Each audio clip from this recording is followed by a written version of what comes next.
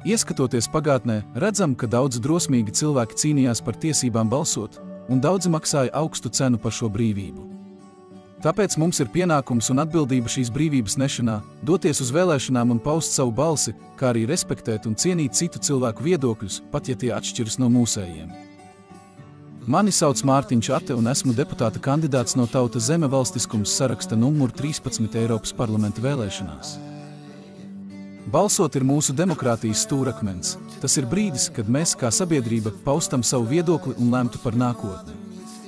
Eiropas parlamenta vēlēšanas ir ne tikai iespēja izvēlēties politiskos pārstāvjus, bet arī iespēja apliecināt mūsu demokrātiskās vērtības un ticību pašnoteikšanās tiesībām. Mūsu balsis ir svarīgas. Tikai kopā mēs varam panākt, ka Latvija zied Eiropā, saglabājot savu unikālo identitāti un brīvību.